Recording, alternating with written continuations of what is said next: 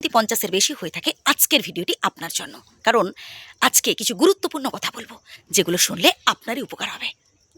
বন্ধু, সর্বপ্রথম যেটা করতে হবে তা হলো একদম বিন্দাস রাখতে হবে নিজেকে, হাসি খুশি থাকতে হবে। কোনো রকম দুশ্চিন্তা টেনশন করা যাবে না। সবসময় হাসি খুশি থাকার চেষ্টা করুন।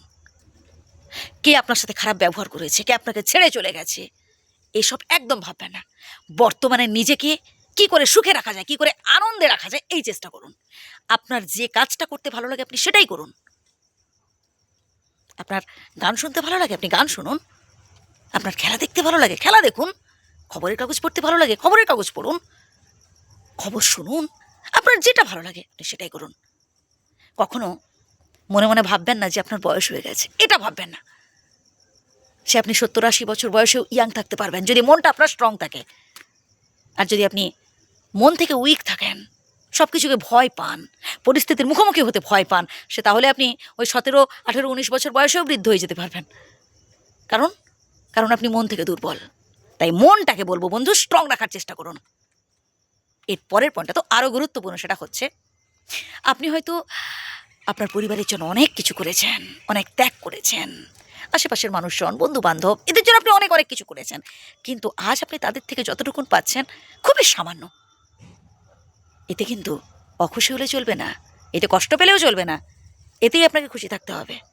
এই ভেবে যে বিধাতা আপনার জন্য যতটুকুন দিয়েছেন অনেক, এই যে মানুষজনদের থেকে আপনি খুব সামান্য রেসপেক্ট পাচ্ছেন, শ্রদ্ধা বলুন, ভক্তি বলুন, খুব সামান্য, যাই হোক, এতে তাদের ধন্যবাদ দিন। তাহলে দেখবেন আপনি নিজে খুশি হতে পারবেন। যে যতটুকুন আপনার জন্য করছে তার কাছে কৃতজ্ঞ থাকুন। এর পরের পয়েন্টটা তো আরও গুরুত্বপূর্ণ, সেটা হলো মাঝে মধ্যে সময় সুযোগ পেলে বাড়ির বাইরে থেকে ঘুরে আসুন। আপনার বয়সী বন্ধু বান্ধবদের সাথে মেশার চেষ্টা করুন, তাদের সাথে আড্ডা দিন, কথা বলুন, তাদের সমস্যাগুলো শুনুন, পারলে তাদের সমস্যাগুলো সমাধানের চেষ্টা করুন। আপনি যখন অপরের সমস্যাগুলো সমাধান করতে পারবেন, দেখবেন আপনার সমস্যাগুলো আপনি অটোমেটিক সমাধান করে ফেলেছেন। আপনার এই যে মনে হচ্ছে অনেক দুঃখে আছেন, অনেক কষ্টে আছেন, আর তখন এই বোধটাই হবে না, আপনার মনে হবে আপনি খুব সুখে আছেন।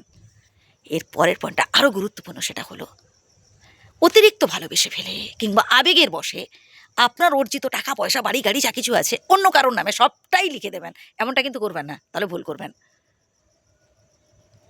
আপনার নামে আপনার অর্জিত যা কিছু রাখার চেষ্টা করবেন। অন্য কাউকে আপনি নমিনি করতেই পারেন, সেটা আপনার উপর ডিপেন্ড করছে, কিন্তু আপনি যা কিছু অর্জন করেছেন আপনার নামে রাখার চেষ্টা করবেন।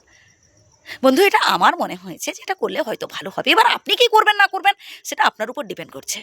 যদি ভুল বলে থাকে ক্ষমা করবেন, কিন্তু যে কথাগুলো বললাম আবারও প্রথম থেকে শুনুন, আশা করি উপকৃত হবেন। আর শেষে আবারও বলবো বন্ধু, বয়সে কিচ্ছু যায় আসে না, মনটাই হচ্ছে আসল কথা। মনটাকে স্ট্রং রাখার চেষ্টা করুন আর বিন্দাস থাকুন।